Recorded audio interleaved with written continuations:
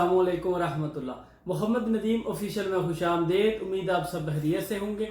آج جو میری ویڈیو کا ٹاپک ہے وہ معدے کی تیزابیت کے متعلق ہے، اور ہاتھ اور پاؤں کا جلنا اور آنتوں کا سو جانا اس کے متعلق۔ ویڈیو شروع کرنے سے پہلے اگر ابھی تک آپ نے میرے چینل کو سبسکرائب نہیں کیا، میرے چینل کو سبسکرائب کر دیں اور گھنٹی کے بٹن کو دبا دیں۔ اب چلتے ہیں ویڈیو کی طرف۔ دیکھیں، معدے کی تیزابیت کے جو سب سے بڑے اسباب ہیں ان میں سے باہر کے کھانے اور تیزابی جو چیزیں ہیں جیسے فاسٹ فوڈ ہو گیا، یہ سب ایسی چیزیں ہیں، یا تلی چیزیں زیادہ، یا پراٹھے کا زیادہ استعمال، ان سب چیزوں سے جو ہے تیزابیت جو ہے تیزابی معدے میں بڑھنا شروع ہو جاتے ہیں، اور جو آہستہ آہستہ کھٹے ڈکار اور بدہضمی اور پھر آنتیں جو ہیں وہ سوج جاتی ہیں، اور معدے کی خرابی کی وجہ سے ہاتھ اور پاؤں جو ہیں وہ سوج جاتے ہیں۔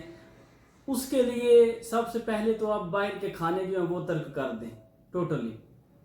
جن لوگوں کو تیزابیت کا مسئلہ ہے وہ بالکل جو ہے پراٹھا اور جتنی بھی تلی پکوڑے سموسے ہیں، جتنی بھی چیزیں ہیں، یہ سب ترک کر دیں۔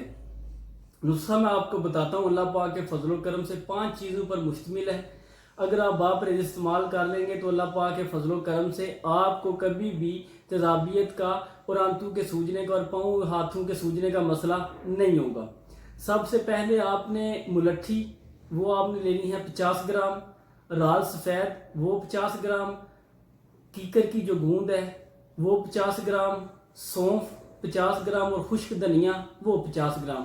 یہ 5 چیزیں ہیں، ان سب کو 50 گرام لینا ہے، اور ان کو اچھی طرح صاف کر لیں۔ جو صاف کرنے والی چیزیں انہیں صاف کر کے ان کا بریک پاؤڈر بنا لیں، بالکل بریک پاؤڈر جو ہے، اور اس میں حسب ذائقہ آپ چینی ایڈ کر لیں، کیونکہ ملٹھی کی وجہ سے تھوڑی کڑوی ہو جائے گی، تو آپ نے اس میں چینی ایڈ کر لینی ہے۔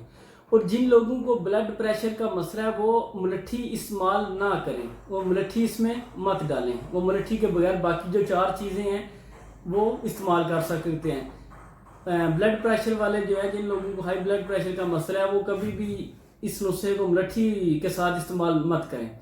آپ نے چینی اس کے ساتھ ملا کے حسب ذائقہ، تو آپ نے جو اس کی مقدار ہے صبح دوپہر اور شام کو، آپ نے جو چھوٹی چمچ ہوتی ہے وہ 1 چمچ صبح دوپہر شام، اور جو بڑی چمچ ہے چائے والی وہ آپ نے آدھا چمچ صبح دوپہر اور شام استعمال کرنی ہے۔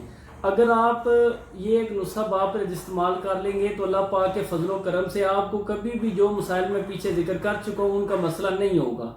اگر آپ کو یہ ویڈیو اچھی لگی ہے تو ویڈیو کو لائک کریں، شیئر کریں، کمنٹ کریں، اور نئی ویڈیو آنے تک کے لیے اللہ حافظ۔